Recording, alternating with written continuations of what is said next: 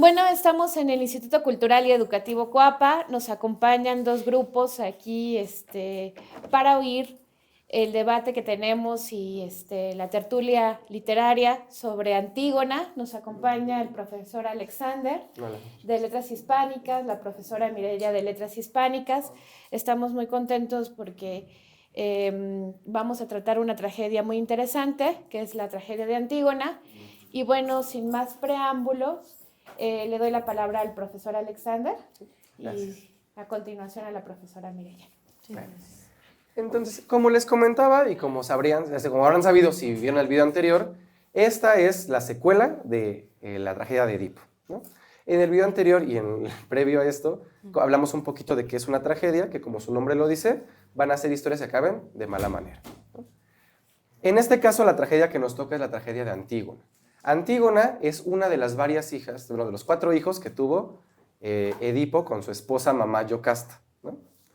Edipo, en la historia anterior, se casa con su madre, esposa sin saberlo, Yocasta, y tienen 4 hijos. Antígona, Ismene, Polínices y Eteocles, ¿sí? Son 2 hijos y 2 hijas. En la historia anterior, Edipo deja el reino, se saca los ojos y la reina Yocasta se suicida. Cuando esta historia comienza, da un brinco en el tiempo. Entonces no vamos a ver muy bien qué ocurrió al principio. Esta historia comienza con Ismene y Antígona platicando. Son las 2 hijas de Edipo. ¿Qué fue lo que pasó? Nos vamos a ir enterando con su plática y con la historia. Entre que Edipo se marchó y se sacó los ojos y Yocasta se suicidó, la ciudad de Tebas se quedó sin rey. Como tenía 2 hijos, 2 herederos Edipo, Eteocles y Polínices tenían como una pequeña disputa por el trono, ¿no? Eran los 2 hermanos. Para resolver esto, lo que decidieron es que se iban a estar turnando el reino, ¿no? Iba a durar 1 año cada uno como rey, iban a compartir los 2. Pasó el primer año y Eteocles tomó el reino, termina su año, le tendría que pasar el trono a Polínices por 1 año, pero Eteocles dice, no, ya no quiero, ya me voy a quedar siendo rey, ya no quiero cumplir nuestro trato, ¿no? Entonces, pues Polínices evidentemente, ¿qué reacción tendría? ¿No? Se molesta. ¿Y qué hace Polínices? Polínices junta tropas de otras ciudades y va y arma una especie como de guerra contra la ciudad de Tebas. En esta batalla, en esta guerra, resulta que ambos hermanos murieron, ¿no? La batalla pues, acabó con muchas personas, incluidos los 2 hermanos, los 2 herederos al trono. ¿Qué pasa? Que se queda entonces el reino sin herederos. No sé si quieres continuar. ¿Quieres continuar o sí? Sí, pues sí, que se queda sin herederos porque se matan el uno al otro, cometen fratricidio, que es así como se le conoce.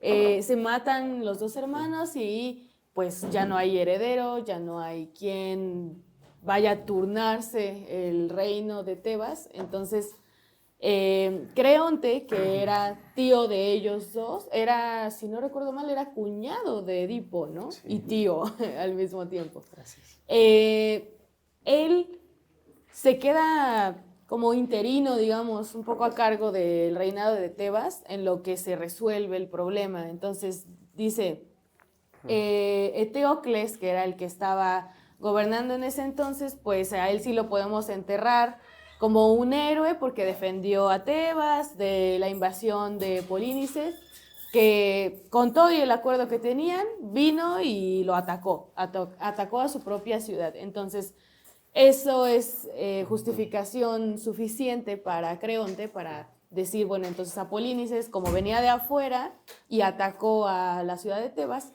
a él no lo podemos enterrar aquí, a él lo tenemos que exiliar y su cuerpo muerto no va a tener ni siquiera sepultura.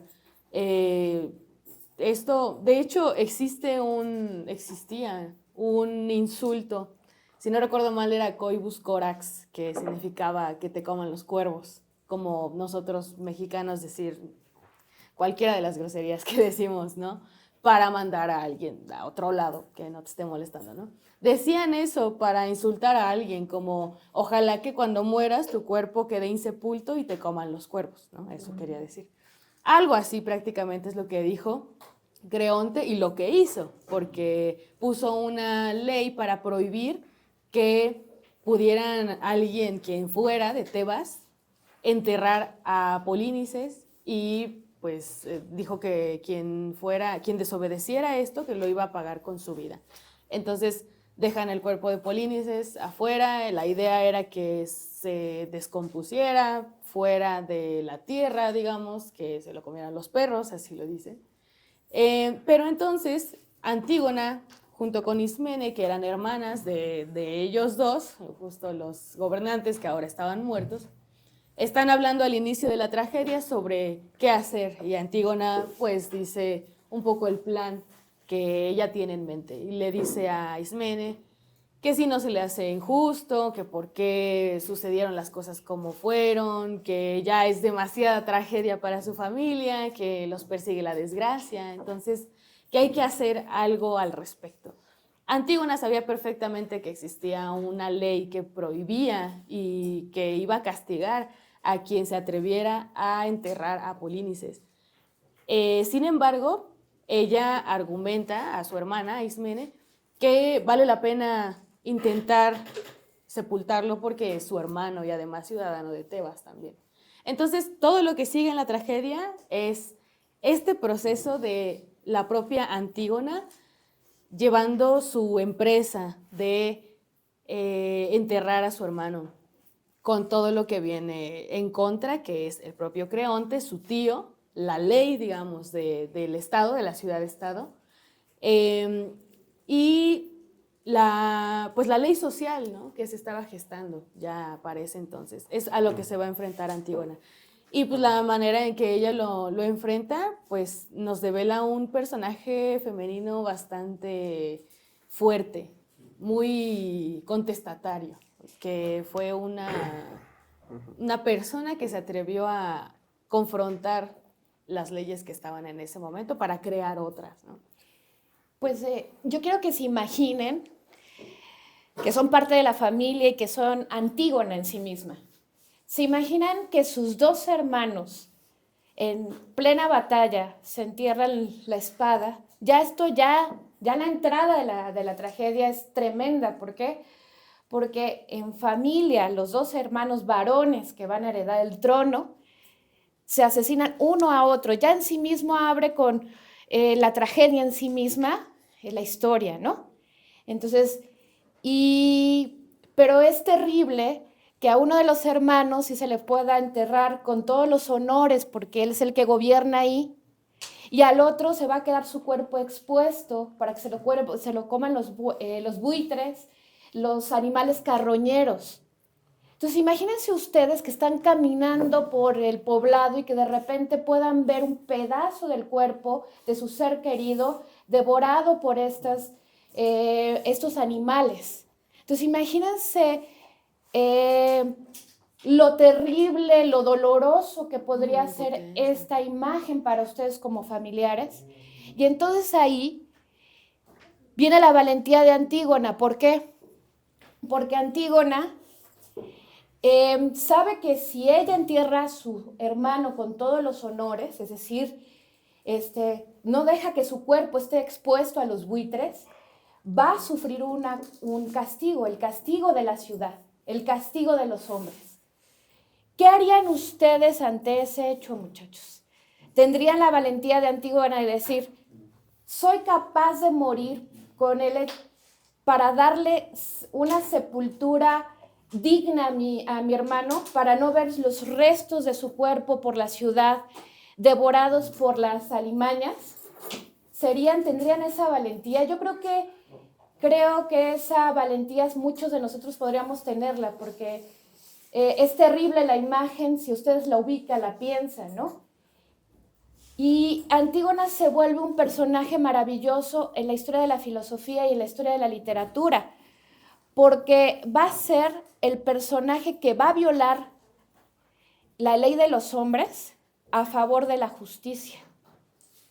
Entonces, se va a volver una heroína en la historia de la filosofía y se va a volver una heroína en la historia de la literatura.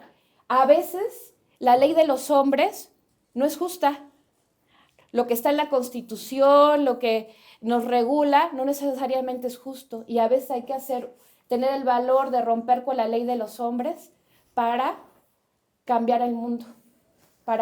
Es un acto heroico jugarse la vida para cambiar por un mundo mejor, ¿no? Y esa el valor de Antígona, que se está jugando la vida por la justicia. Porque en realidad, en esa tragedia griega, lo que se está defendiendo es la ley de los dioses, que dice, no importa quién seas, tú necesitas una sepultura por ser solo hombre y mujer, ¿no?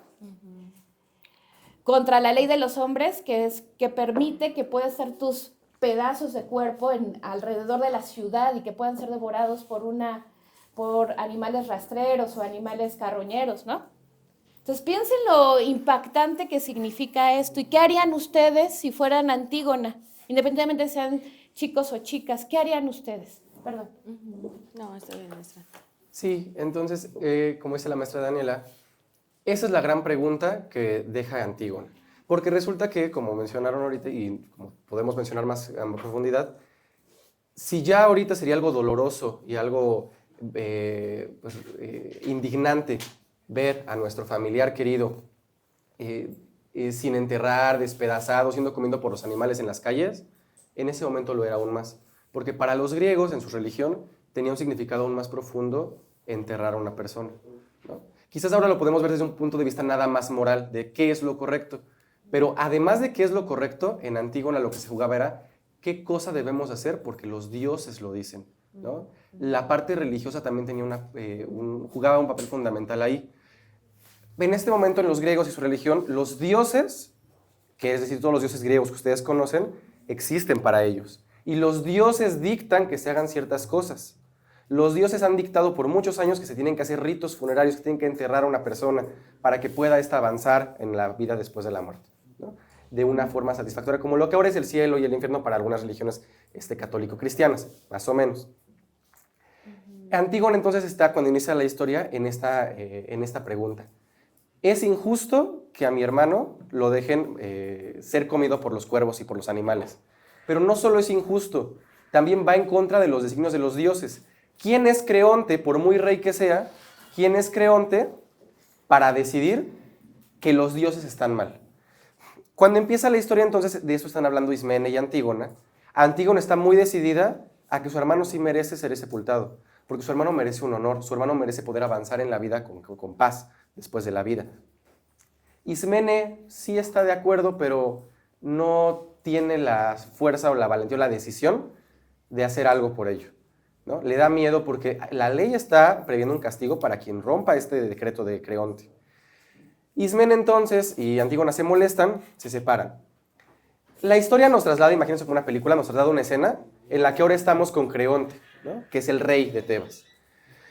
Creonte está en su tranquilidad, él muy tranquilo, siendo rey, dejando que despedacen los cuervos a su sobrino, cuando le avisan que alguien ha intentado hacer ritos funerarios con Antígona, ¿no? Digo con Antígona, con Polínices.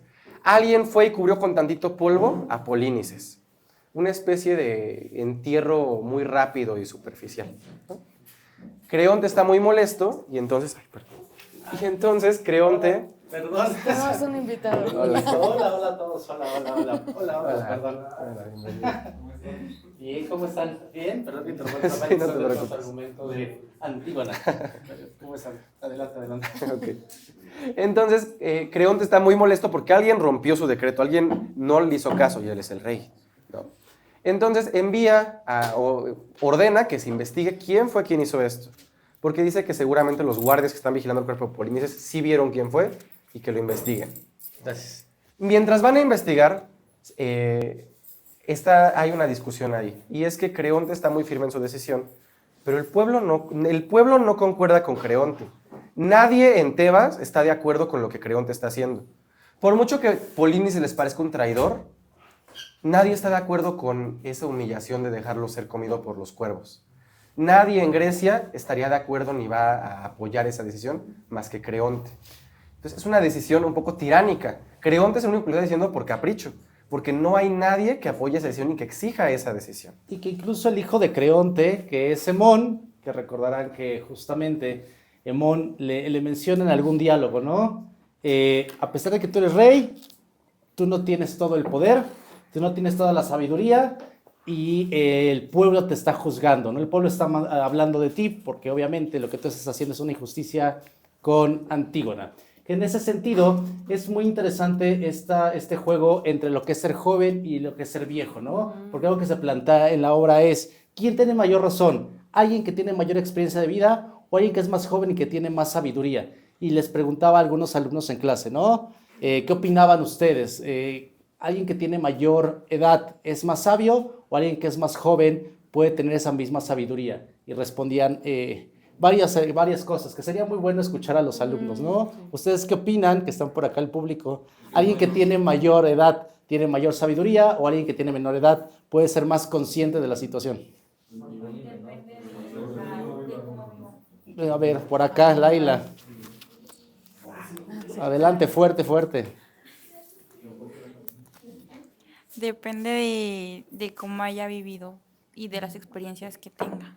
Porque si pensamos en el personaje, Emon tiene muy poca experiencia. Realmente la fuerza que es muy joven, además, y además la única fuerza que podría tener Emon es que está enamorado completamente de Antígona, ¿no? Y hay un diálogo, si mi memoria no me falla, de Antígona en el que dice, puede más la pasión que la razón en este caso, ¿no? Entonces, a pesar de ello, Emon le da muy buenos argumentos dentro del diálogo, ¿no? Sí, sí, son una discusión bastante moderna, a mi parecer, ¿no? Que sigue teniendo valía en nuestros días con, bueno, todo este adultocentrismo que se dio durante el siglo XIX, todavía nos sigue haciendo bastante daño.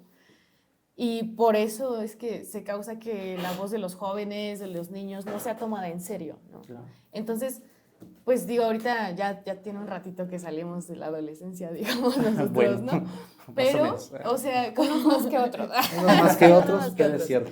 Pero sí, o sea, creo que es bien importante que no olvidemos esta experiencia de pasar como niños, niñas, ¿no? Como adolescentes, jóvenes, de querer hablar y que no te tomen en serio porque los adultos están haciendo las cosas, están dirigiendo el país, están tomando las decisiones que valen la pena, ¿no? Y esto que dice Emon, de hecho, la primera vez que aparece Emon, parece como que da la impresión de que está de acuerdo con Creonte. A mí me dio esa impresión, porque no recuerdo bien qué le dice, pero, porque le dice que va a matar a Antígona. Y él como, está bien, si te está desobedeciendo, está bien. Su novia, Antígona era su novia. Y Creonte le dice a Emon, la voy a matar porque pues acaba de ir, le echó tierrita encima y a Polínices intentó enterrarlo. Entonces, pues no, esto yo dije que no se podía. Y Emon le dice, no, pues mátala, ¿no? Está bien, pero...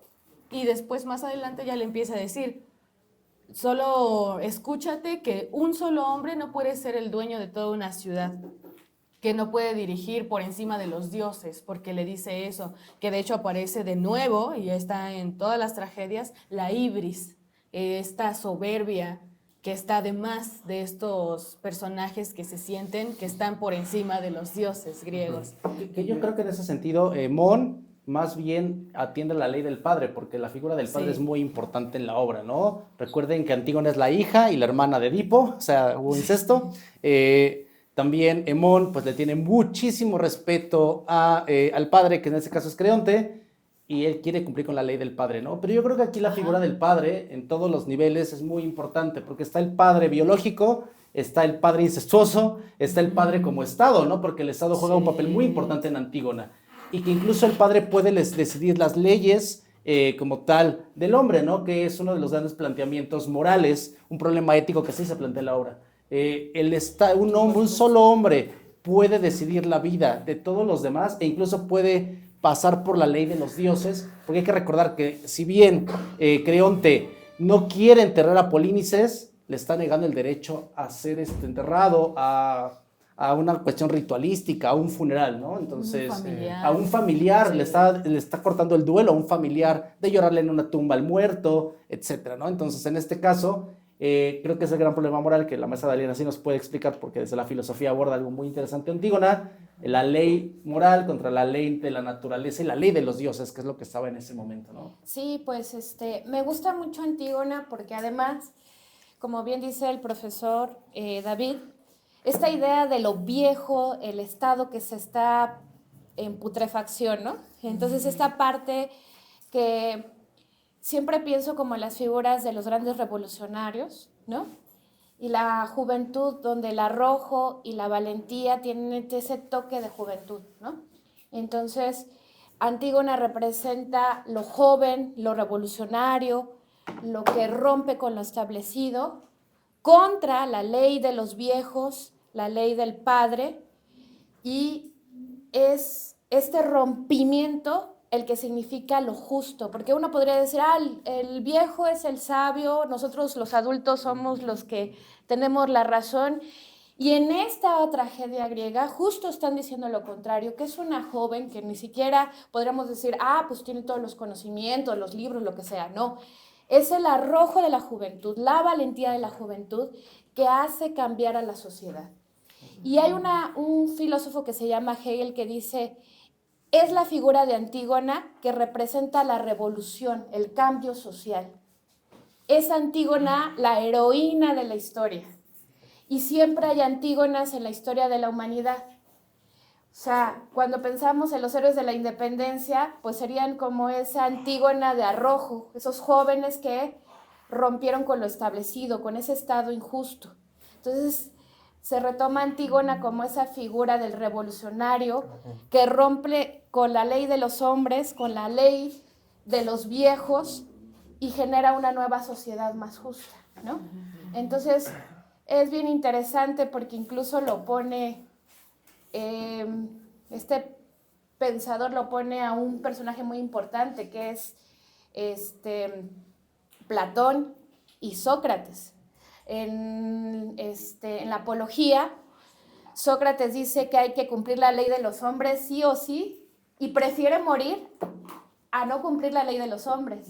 Y Hegel le dice, ante lo que tú dijiste, ante la decisión que tú tomaste, yo prefiero una Antígona que rompe lo establecido, una Antígona valiente. Es otra forma de ser, de establecer la justicia a partir del rompimiento. Y que además hay que tener mucho cuidado con la ley de los hombres, porque son hombres, ¿no? De hecho, creo que el texto es muy misógino. En todo el momento Creonte está diciendo, las mujeres son débiles, Mon no debe subordinar a la mujer, y si te subordinas eres una de ellas. Y es un muy misógino el texto que nos plantea Sófocles, ¿no? Bueno, esa perspectiva misógina que tenían los griegos. Y si pensamos en las Antígonas, como dice la maestra Daniela de la historia, pues la independencia, si bien fue guiada por guerreros, por hombres, por un cura, realmente ¿quién está detrás? Las mujeres, desde las líneas de pensamiento, ¿no? Si lo pensamos hoy en día, la revolución que está sucediendo, porque es real, ¿quién las hace? Las mujeres, ¿no? Las mujeres son la voz de cambio pareciera en cada época. Sí.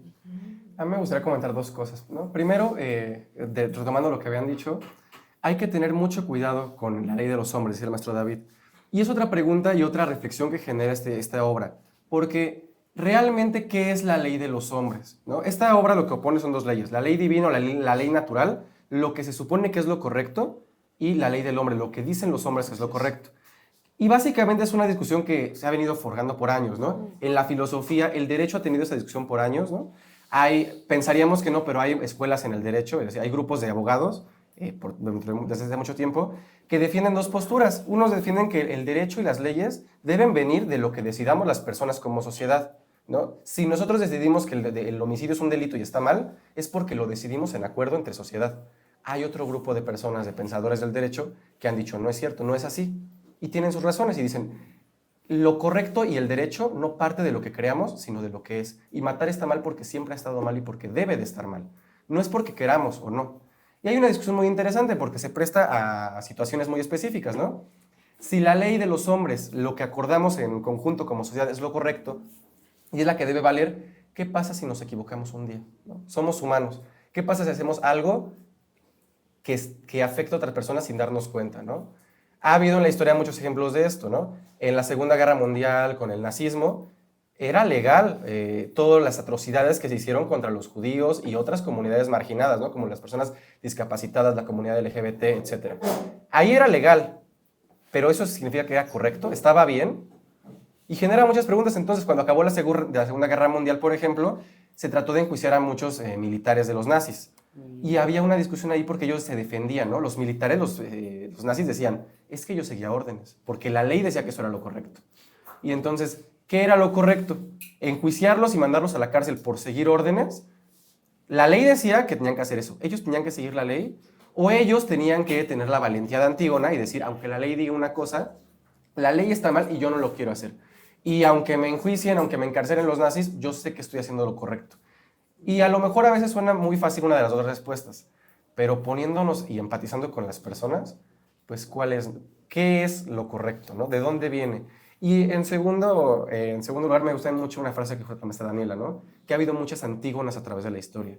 Y aparte de que, y además de las antígonas reales de la historia que hemos visto, que platicó nuestro David, las mujeres que movieron a la revolución, a la independencia, y que mueven las movilizaciones sociales hoy en día, esto se ha reflejado también en la literatura. Antígona es un texto antiquísimo, es un texto de hace muchísimos siglos, pero no ha habido una sola Antígona libro o historia desde ese momento.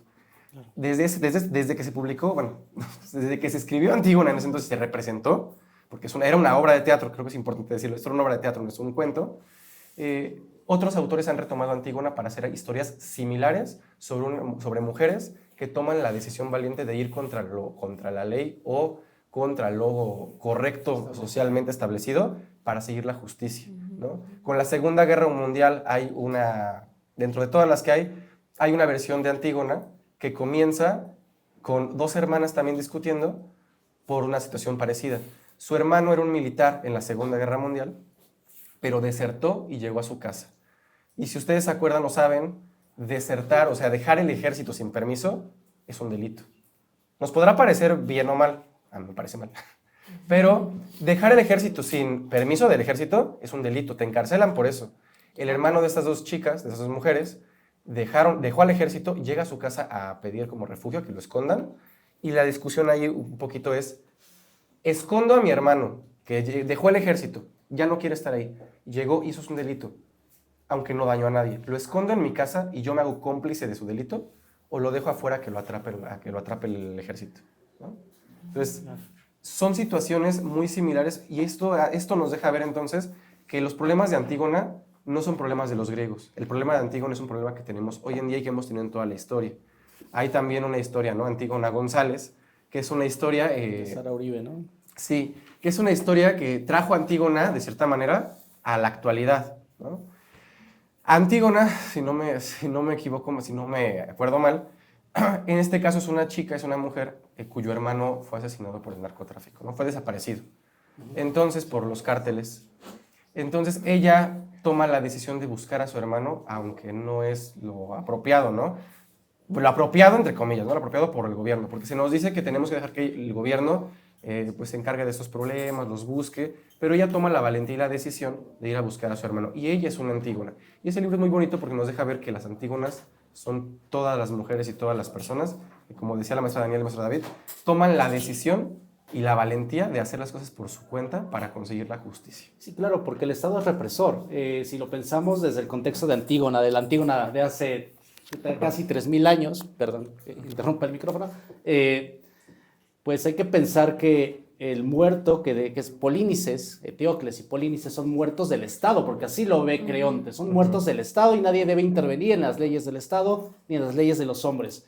Y aquí surge una reflexión que me gustaría que todos aquí pensáramos, ¿los muertos son del Estado o son nuestros muertos? Porque si pensamos en las dictaduras de América Latina en los 70s, el argumento, e incluso con lo de la Segunda Guerra Mundial que se daba, era el siguiente: los muertos son del Estado. Los nazis lo dijeron, son muertos de la guerra. En Argentina se decía de los 40.000 desaparecidos, son muertos del Estado y nadie debe intervenir, hasta que finalmente vienen las madres buscadoras, las abuelas Plaza de Mayo, muchos grupos que han surgido a lo largo de la historia y dicen, los muertos son nuestros, los muertos no son colectivos, son personales, ¿no? Y el duelo, si bien hay un duelo colectivo y real, el duelo es completamente personal. Y creo que esa es la gran reflexión que nos deja Antígona, ¿no? Que se debe vivir un duelo personal, porque cuando no tenemos a quién llorar y dónde llorarle, imagínense qué terror, ¿no? La gente que está desaparecida, las chicas que desaparecen día con día, los chicos o los niños que desaparecen, pues están muertos, qué triste, pero ¿dónde les lloras? Si no hay un cuerpo, ¿dónde llorar? ¿No? Y lo que dices ahorita del Estado represor, creo que igual es un tema que a lo mejor tenemos que tocar un poquito más, porque aunque sí, yo considero que sí está presente este adultocentrismo, Creonte es más viejo y por tanto más sabio, también yo creo que eso es un poco la excusa de Creonte para manipular a Hemón, porque realmente Creonte no piensa que él tiene la razón por ser mayor, porque hay un elemento que a lo mejor no hemos contado de esta historia, Y es que en un punto llega un señor llamado Tiresias, Es el que es un mago. adivino. Tiresias es lo que sería ahora un adivino, y Tiresias es un anciano. Es mucho más anciano que Creonte. Y Tiresias, en esos poderes de adivinación, puede entender más o menos a los dioses. Claro. Y él llega y le dice, Creonte, lo que estás haciendo es una aberración, los dioses están molestos. Él no está molesto ni enojado con que hayan matado a Polinices, ni con que vayan a matar a Antígona por su crimen Claro, de la ley. enterrar a su hermano. Claro. Matarlos está bien, dicen, eso no hay problema, porque es tu ley, sí está bien, pero tu ley y tú tienes un límite, y es la ley de los dioses. No está bien, nadie en Grecia está de acuerdo, ni yo, ni nadie en esta ciudad, ni en toda Grecia te va a apoyar. No vas a encontrar una sola persona que te esté de acuerdo contigo, y además los dioses están molestos. Y hay unos pequeños como simbolismos o pequeños ejemplos o muestras de cómo los dioses están molestos, y por ahí le comenta Creonte que, si no me equivoco, los perros y los buitres Sí. y los cuervos están tomando partes del cuerpo de Polinices, es decir, como que se están arrancando partes a su cuerpo y las están yendo a dejar en los altares religiosos. Más o menos como si aparecieran pues, partes del cuerpo humano en iglesias, algo parecido. Entonces, esto, dice Tiresias, eso se interpreta como que los dioses están molestos. Están trayendo estas partes del cuerpo a los altares religiosos para darte a entender, Creonte, somos los dioses y lo que haces no está bien. Entiérralos. Ya los mataste, no hay problema, pero entiérralos. Entonces, si nadie en toda Tebas ni en toda Grecia está de acuerdo con Creonte, ni siquiera Tiresias, que es mayor que él en edad, pues realmente entonces Creonte es un poquito hipócrita. No está haciendo las cosas porque él sea mayor y tenga más experiencia. Tiresias tiene más conocimiento de la vida, tiene más experiencia de vida y aparte no habla con los dioses como pensaríamos, sino tiene la capacidad de interpretar y de adivinar las acciones y de los dioses, ¿no? La verdadera sabiduría. Ajá, entonces, más que bueno, yo considero que más que el adultocentrismo, el tema principal aquí es el poder. ¿Quién tiene el poder? En este caso, Creonte. Y se supone que es el poder del hombre, ¿no? El poder de los hombres, que ahora vemos como democracia. Si fuera democracia, si fuera el poder de los hombres en plural o de los seres humanos, realmente Creonte está aplicando el poder de los hombres y de los humanos o está aplicando el poder del mismo.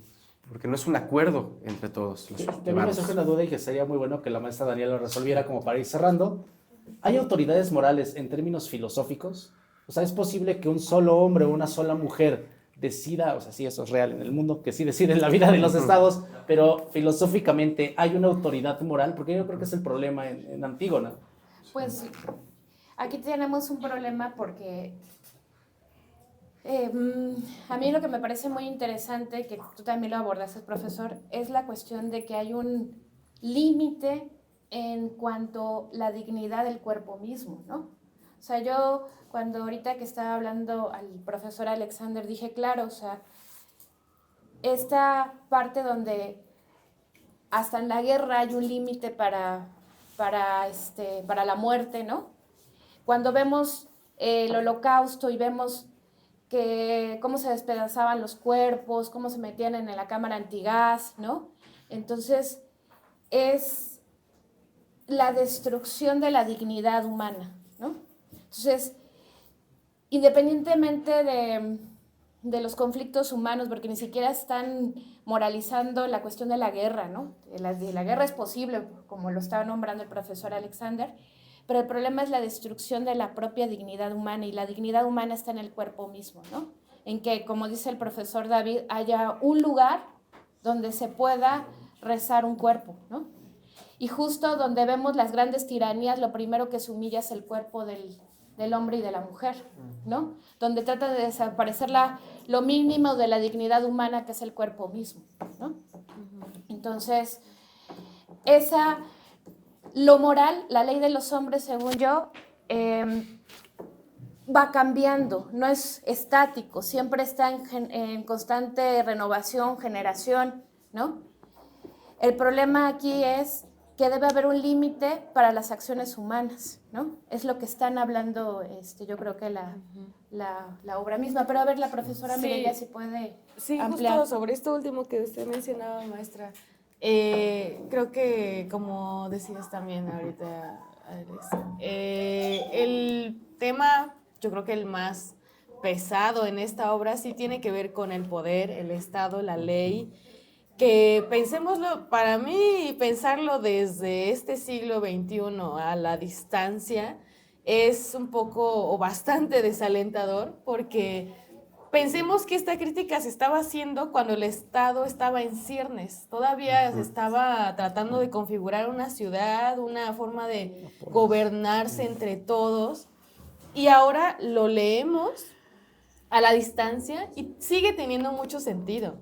Entonces, ¿qué nos quiere decir el hecho de que el nacimiento mismo del Estado ya era un mal nacimiento, ¿no? Ya tenía sus fisuras, ya tenía sus problemas. Entonces, ¿qué nos queda siglos después, ¿no? De esa crítica, donde ya tenemos estados establecidos, sigue habiendo este peso de la ley y sobre todo con lo que usted comentaba, maestra, ¿quién hoy en día, si ya no son los dioses griegos, si ya no es el poder magnificente de la iglesia como antaño, hoy en día quién es el que pone el límite a la ley de los hombres? Porque antes era como, sí, la ley de los dioses, entonces no hay que rebasarla y esa es la enseñanza.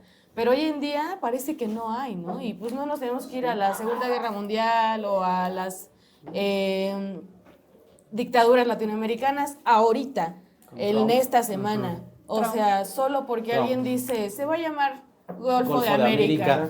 Ajá. O de repente la ley dice, un ser humano es ilegal porque nació en cualquier otro lado, ¿no? O sea, son leyes, pero de nuevo, o sea, ya no tenemos el panteón griego protegiendo esto, como un poco poniendo los límites de cuál era, qué cosa sí era justa y qué no, qué cosa ya estaba sobrada. Entonces, sí creo que podríamos hablar hoy en día de un estado en crisis ya sí, antes, como decía maestra, que ya estaba como putrefacto este estado en ese entonces. Hoy en día sí, ya es como un aparato que me parece que está hueco y que insiste en quedarse todavía. Y qué pertinente hablar de Antígona, como dice la maestra, en un periodo donde hay un tirano que está surgiendo en Estados Unidos y que es Trump. Claro. Es muy pertinente hablar nuevamente de Antígona. Siglos pasan y siguen siendo vigentes las tragedias griegas. Los invitamos a leer Antígona. O ver una, si O tienen la verla, oportunidad de porque ver también teatro. tiene el placer de ver el teatro. Entonces, háganlo, muchachos. Si tienen las tragedias griegas, lo que tienen es esta virtud de que nos mueve las entrañas y que no hay un espectador que pueda quedarse serio ante algo tan fuerte como las tragedias griegas, Y leer ¿no? las adaptaciones. Antígona González de Sara Uribe es una gran obra. Se la recomiendo. Tiene, ¿cuántos? ¿5 años se salió? Sí. 4 años, tiene muy poco. Tiene muy poquito y toca temas que son pues muy actuales y muy cercanos A nosotros. tristemente, muy cercanos a nuestra ciudad y a nosotros.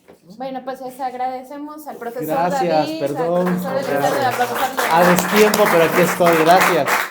Gracias por su atención.